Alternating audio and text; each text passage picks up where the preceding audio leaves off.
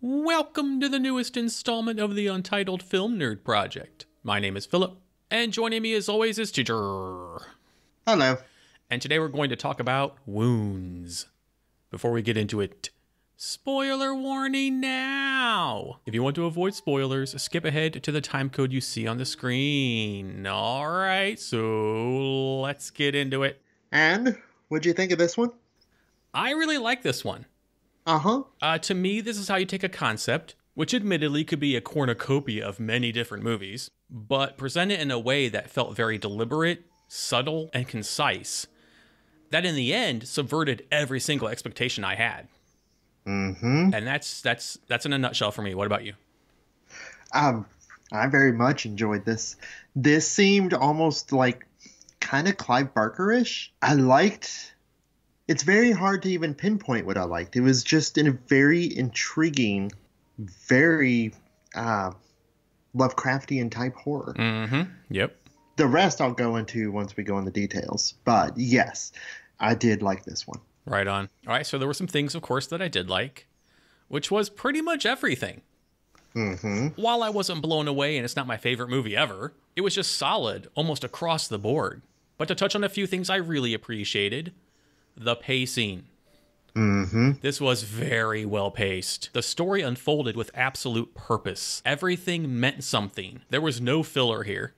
Every shot, every edit, every clue, it was all intentional. Much like The Dead Center, I think it introduced its lore and the bits of exposition very well. It fed you little bites of information, but leaving enough open that you weren't quite sure which way it was going to go. I was expecting this to be like a first half build, second half torture porn movie. I even wrote in my notes halfway in, dude is going to be kidnapped anytime now. I was expecting this huge ritualistic climax at the end, which we kind of got, but I expected it to be more of a strap down in a dingy room while college kids are chanting shit or cutting him again and again until some weird shit bursts out of him. And instead, we got a crescendo that was very much rooted in reality up until the last 10 seconds. You said both things I have in my notes. It spent the first 94 minutes being a Clive Barker story and the last 30 seconds being Lovecraft. Nice. And that's an awesome balance we don't see very often. No. Another thing I was expecting was maybe some kind of metamorphosis, like from Kafka. Because it seemed to be hinting towards that as well. Hell, 20 minutes into the movie, I wrote in my notes, this has 3 horror plots at once. It had bugs, rituals, and the cut on the guy's face. And I liked not knowing what was coming or which way it was going to go. I kind of have to think it was such a forked road that they kept giving us that even you, who was really good at guessing the ends of things, were left in the dark. And I was totally left in the dark. And that's awesome. I had no idea what the hell was going to happen. Even in the first 10 minutes, I thought this was going to be a bunch of people trapped in a bar being overrun by bugs. So when dude got in his car and went home, I was like, oh, it's not that. So it kept me guessing, is what I'm saying.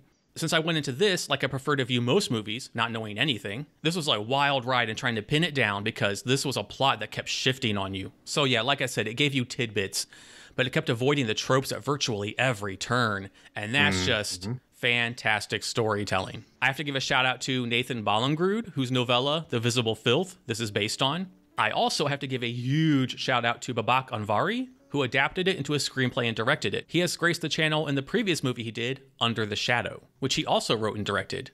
So yeah, I think this is someone to keep an eye on. And I usually don't do cast and crew, but the cast was pretty stacked here.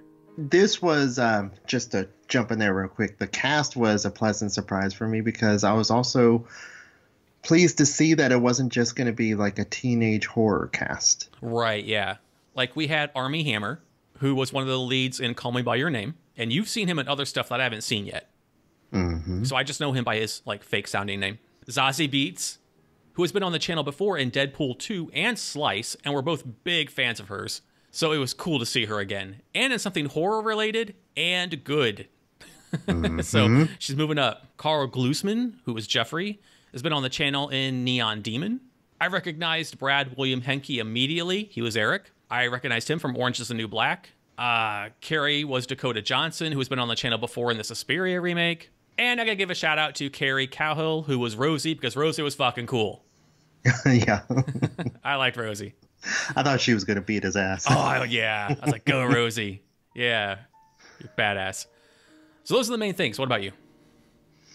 You touched on a lot of it, but let me also just start off with the fact that you had talked about it because I had referenced it with it being feeling like a Clive Barker movie.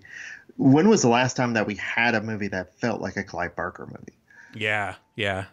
Just really appreciate that. This makes me want to go out and read the book, which I may end up doing. When I jumped in on your conversation earlier, I was expecting teenage horror, and we got nothing but adults, with the teenagers actually being the catalyst for what started everything. And the fringe players. Yes. I also appreciated all the aspects of body horror in this. Yeah. Not just the ending, but that moment when he walks into, after being asleep and he hears a noise and he walks into the kitchen and sees the back of that kid's head. And the way that the head is just moving. Loved it. Loved it. Yep. I loved the mystery of everything that was going on around the house, which they need to take off those two paintings that look like they're either eyeballs or cockroaches on the painting. Yep.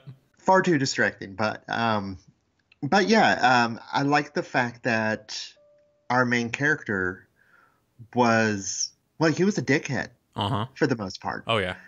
And I liked that his girlfriend called him out on it. Yep. But most of all, the number one thing I loved was that ending. Yes. That was a glorious ending, kind of not on the same scale, but kind of up there for the ending for Housewife for me. Okay. Yeah. Something I was totally unexpecting. Yeah. And absolutely, bravo for having the balls to go there. And pulling it off too. Yeah. So those were all the main things that I liked. Right on. Well, let's get to the things that I thought could have been improved. I can't think of anything really. I hate to be that guy. But for the sake of, discussion, if I had to nitpick, it would be the subplot of Jeffrey and Alicia. Totally. And Will still carrying a flame for her. Like, it didn't bother me. And I don't think it detracted from the story at all. But it also didn't contribute and wasn't really necessary other than to build the character of Will as a cliche stupid man. Like, just, Speaking of guys, if I really, really had to nitpick, we didn't get to see enough of the college boys.